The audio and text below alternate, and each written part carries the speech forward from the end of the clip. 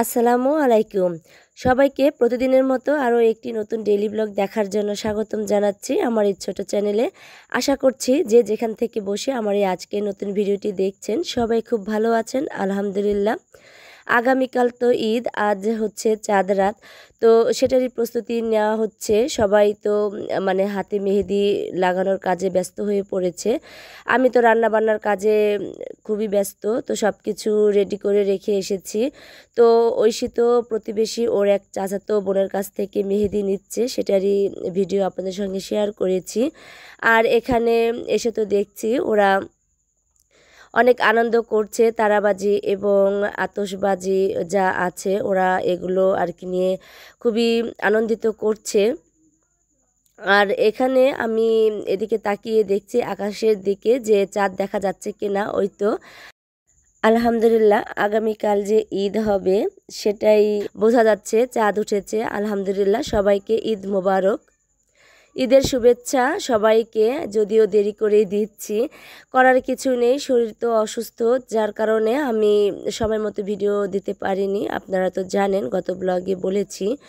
আর রোজার মাসেও ভীষণ অসুস্থ ছিলাম, তাই ভিডিও করতেও পারিনি আর আপনাদের মাঝে ছাড়তেও পারিনি কোনো ভিডিও করে। তো যতটুকুই ভিডিও করেছি ঈদের আগের দিন থেকে এবং ঈদের দিন, ঈদের পরের দিন আমি যতটুকু পেরেছি ভিডিও করে আপনাদের সঙ্গে এখন শেয়ার করে নিচ্ছি। যদি আপনাদের কাছে ভালো লেগে যায় তাহলে অবশ্যই আমার চ্যানেলটিকে সাবস্ক্রাইব করে পাশে থাকার বেল আইকনের অল অপশনটি প্রেস করে আমার পাশেই থেকে যাবেন। আর আরেকটা কথা না বলেই পারছি না, আমার ভিডিওতে কিন্তু একদমই লাইক হয় না, একটা দুইটা পর্যন্ত লাইক হয়, তার বেশি হয় না। আপনারা যারা দেখেন অথচ লাইক দিতে ভুলে যান, তাহলে এক্ষুনি প্লিজ লাইক দিয়ে দিবেন, কারণ আপনাদের একটা লাইক কিন্তু আমার এই ভিডিওটি আরও অসংখ্য আপু ভাইয়াদের মাঝে পৌঁছে দিতে সাহায্য করবে। তাহলেই তো আমার এই চ্যানেলটা ছোট থেকে একটু একটু করে বড় হবে। সবই আপনাদের ইচ্ছা, এবং আপনারা পাশে না থাকলে আমি কখনো সামনের দিকে এগিয়ে যেতে পারবো না। তাই আপনারা প্লিজ আমাকে সাপোর্ট করবেন এবং ভিডিওতে একটি লাইক দিয়ে আমার ভিডিও দেখা শুরু করবেন। এরপর তো আমি রান্নাবান্না করার জন্য চলে আসলাম ঘরে। আমি বাইরে রান্নাবান্না করলাম না, যেহেতু শরীরটা অনেক অসুস্থ ছিল, যেহেতু ভয়েস আমি আজ দিচ্ছি। আর ওই সময়টা কিন্তু খুবই অবস্থা খারাপ ছিল। তারপরে ভাবলাম যে রাতে সবার জন্য একটু রান্নাবান্না করি। এখানে আমি দুধটাকে আগে জাল করে নিয়েছিলাম, তো এখন আমি অন্য একটা পাত্রে দুধটাকে ঢেলে দিচ্ছি। আমি সেমাইটা রান্না করতে চেয়েছিলাম, তো শশী বলল যে আম্মু পায়েস রান্না করো, তো ওর জন্যই পায়েস রান্না করে নিচ্ছি। অল্প করেই রান্না করে নেব, কারণ বেশি থাকলে আবার তেমন খাওয়া হয় না। যদি প্রয়োজন হয় দুধ রেখে দিয়েছি ফ্রিজে, আমি পরবর্তীতে যখন ইচ্ছে তখন আমি মিষ্টি জাতীয় জিনিস তৈরি করতে পারবো। এক চুলায় তো পায়েসের রান্না হচ্ছে, আর পাশের চুলায় এখন আমি মুরগির মাংসটাকে সমস্ত মশলা উপকরণ দিয়ে মাখিয়ে এখন আমি চুলায় দিয়ে দিলাম। আমি বিরিয়ানি রান্না করব বাচ্চাদের জন্য, ওরা বলছিল আম্মু বিরিয়ানি রান্না করো। তো ভাবলাম যে মুরগির মাংস দিয়ে রান্না করি, সকালবেলায় তো গরুর মাংস রান্না করা হবেই। আর শশী গরুর মাংস খেতেই চায় না, ওর তো প্রচুর অ্যালার্জি, তারপরও জোর করে হলেও 1 পিস 2 পিস ওকে আমি এখন খাওয়াই। আগে তো খেতে পারতো, এখন একদমই খেতে চায় না, ওকে নিয়ে পড়েছে আরেকটা ঝামেলায়। তো যাই হোক, ঐশীও তেমন একটা খেতে চায় না। আমি ভাবলাম যে মুরগির মাংস দিয়েই বিরিয়ানিটা রান্না করে দেই। এখানে তো মুরগির মাংস তরকারিটা হচ্ছে, আর এখানে পায়েসটাও হয়ে যাচ্ছে। আর এখন আমি রান্নাটা করে নিয়েছি, রান্নাটা ওভাবে আর শেয়ার করলাম না। তো কী কী রান্না করে নিয়েছি, এখানে আমি বিরিয়ানি রান্না করে নিয়েছি আর পায়েসটাও আমার রেডি হয়ে গেছে।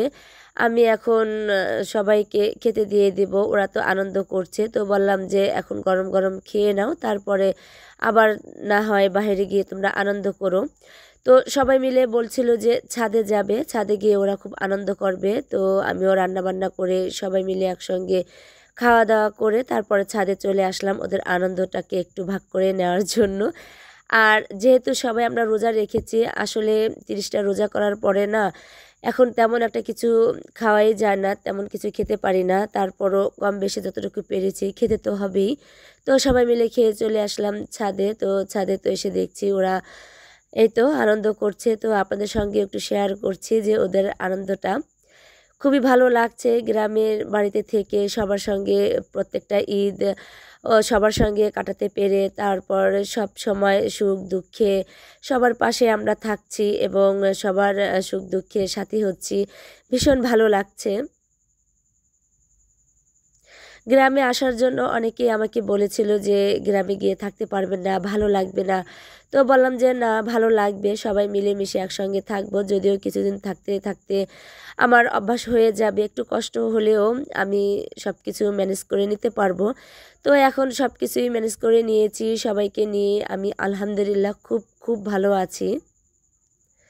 আর আমরা সবাই মিলে কিন্তু অনেক আনন্দ করি, আর আমরা কিন্তু সবাই ফ্রিভাবেই চলাফেরা করি। ভাসুরের ছেলে মেয়ে, তারপর ননাসে এবং ননদের ছেলে মেয়ে, আমরা কিন্তু মনে হয় যেন সমান বয়সী। আবার অনেকেই আছে আমার বয়সেও বড়, তারপরও যেহেতু সম্পর্কে আমি বড়, তো আমরা সবাই কিন্তু সেইভাবে আমরা কেউ কারোর চোখে দেখি না, সবাই বন্ধুর মতোই আমরা মানে ব্যবহার করি, সবার সুখ দুঃখের কথা শুনি এবং সবার সঙ্গে সেভাবেই চলাফেরা করি। ভীষণ ভালো লাগে। এরপর তো সব কাজ বাজ শেষ করেছি।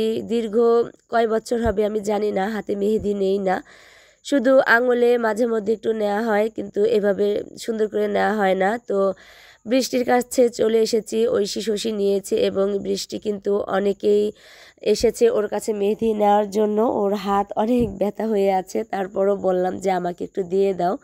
তারপর ও মানে খুব সহজ করে আমাকে দিয়ে দিয়েছে। অনেক দিন পর আমি হাতে মেহেদি নিয়েছি, খুবই ভালো লাগছে। আপনাদের কাছে কেমন লাগছে অবশ্যই জানাবেন।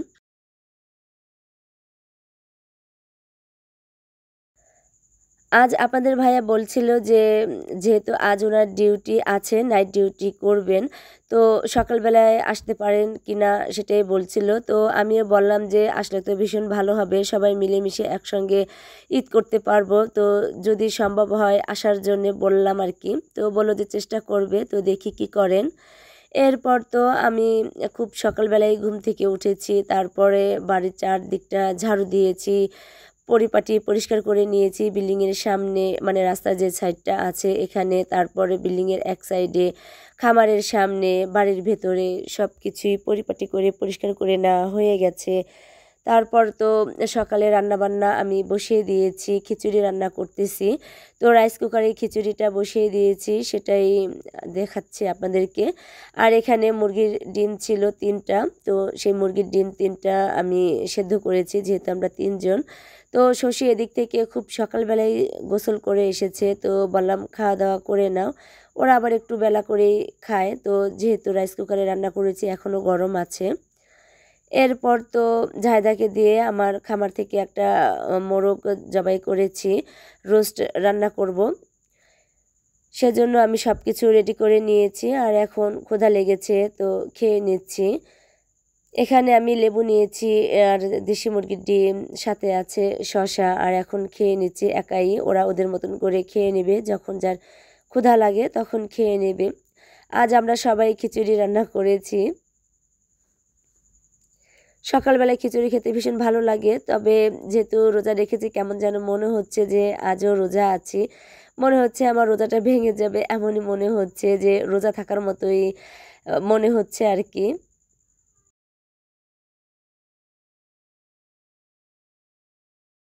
খাওয়া দাওয়া শেষ করে এখন আমি সেমাইটা রান্না করে নিচ্ছি। প্রথমে আমি লাচ্চা সেমাইটা রান্না করে নিচ্ছি, সকালে নাস্তা খাওয়ার পর সবাই খেয়ে নেবে।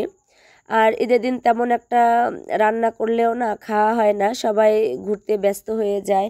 ওরা সকালবেলায় যা খায় ওটাতেই ওদের পেট নাকি ভরা থাকে, ওরা খেতেই চায় না একদম। তো যাই হোক, আমি তো এখানে লাচ্চা সেমাইটা রান্না করে নিয়েছি, মানে ভিজিয়ে নিয়েছি আর কি। এরপর তো চুলায় চলে যাব দুপুরে রান্নাবান্না করার জন্য। সবাই তো রান্নাবান্না শুরু করে দিয়েছে। আমি গতকাল চাঁদ রাত ছিল, তো ওই দিন আমি চুলাটা লেপে নিয়েছিলাম। 2-1 দিন পর পরে আমার চুলা লেপা হয়, যেহেতু ভিডিও করতে হয়। তারপরও চুলাটা ভালো পরিপাটি না থাকলে এবং লেপ না থাকলে ভালো লাগে না, রান্না করতে ইচ্ছে করে না। যদিও আমি এখন যেহেতু গ্যাসের চুলায় রান্না করি না, ঢাকা শহরের মতো যে সব কিছু পরিপাটি ওভাবে করব, যেহেতু মাটির চুলা, তো এখানেও পরিপাটি পরিষ্কার করে তারপর রান্না বান্না করতে কিন্তু ভীষণ ভালো লাগে। এখানে আমি রান্নাবান্নার সব ব্যবস্থা করে নিয়েছি। এখানে আমি গরুর মাংস ভালো করে ধুয়ে পরিষ্কার করে নিয়েছি আর সমস্ত মশলা উপকরণ দিয়ে দিয়েছি, তেজপাতা, কাঁচামরিচ, গোটা গরম মশলা, এলাচ, তারপরে হলুদের গুঁড়া, মরিচের গুঁড়া, আদা, রসুন, জিরে এবং ধনিয়া বাটা দিয়ে আমি এখন ভালো করে মাখিয়ে নিচ্ছি। পরিমাণ মতো লবণ দিয়ে দিয়েছি আর পরিমাণ মতো তেল দিয়ে এখন আমি ভালো করে মাখিয়ে নিয়ে এখন আমি ঢাকনা দিয়ে মাংসটাকে রান্না করে নেব। এরই ফাঁকে আপনাদের ভাইয়া ফোন করেছে, তো বলল যে আসতেছে, তো সকালবেলায় উনি রান্না করেছে, তো খুব তাড়াতাড়ি আসবে আমার মনে হচ্ছে, যেহেতু এখন ঢাকা থেকে বাড়িতে আসতে তেমন একটা সময় লাগে না। আর আমার রান্না করতে করতেই আপনাদের ভাইয়া চলে এসেছে। এখানে মহিষের মাংস আর গরুর মাংস, সাথে গরুর ভুঁড়িও নিয়ে এসেছে। আমি সেইগুলো রান্নার ফাঁকে এসে নামিয়ে তারপর ফ্রিজে রেখে দিচ্ছি। আপনাদের ভাইয়া যে এখন খাওয়া দাওয়া করবে সেটা বুঝতে পারিনি। তারপরে খিচুড়ি ছিল, আমি খিচুড়ি দিয়েছি এবং এখানে গরুর মাংস রান্না হয়ে গিয়েছিল আমার আগেই, সেটা দিয়ে আপনাদের ভাইয়াকে খেতে দিয়ে দিয়েছিলাম। আর আমি রান্নাবান্নাগুলো এক এক করে করে নিয়েছি, সেটাই শেয়ার করছি আপনাদের সঙ্গে। গরুর মাংস রান্না করে নিয়েছি, সেমাই রান্না করেছি, তারপর আমি রোস্টটা রান্না করেছি, পোলাও রান্না করে নিয়েছি আর চিকেন ফ্রাইটাও করে নিয়েছি।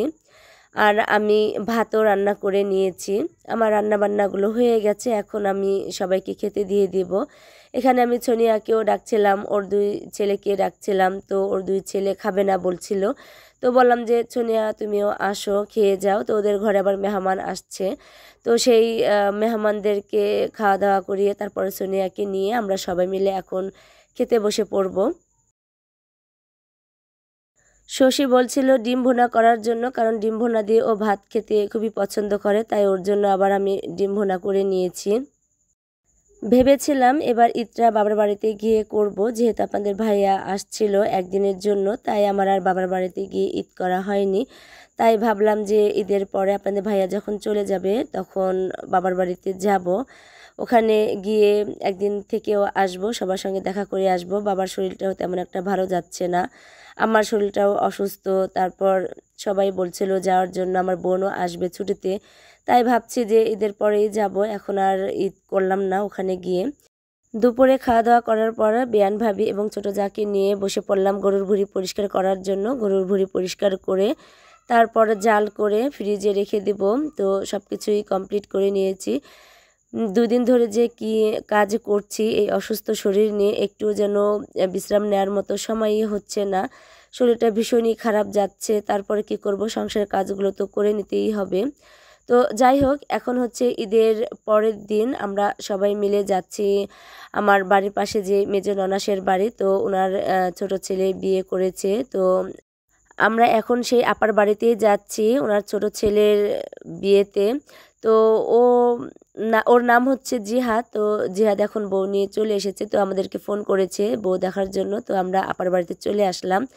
আর এর সাথে দেখছি জিহাদ আমাদের জন্য দাঁড়িয়ে আছে, তো ওকে বললাম যে চল তোর বউ দেখি, তুইও চল আমাদের সঙ্গে, দুজনের এক কপি ছবি তুলে নেব। তো ওরাও সবাই ছবি তুলে নেবে। আর বউ দেখে আপনাদের কাছে কেমন লেগেছে অবশ্যই কমেন্ট করে জানাবেন।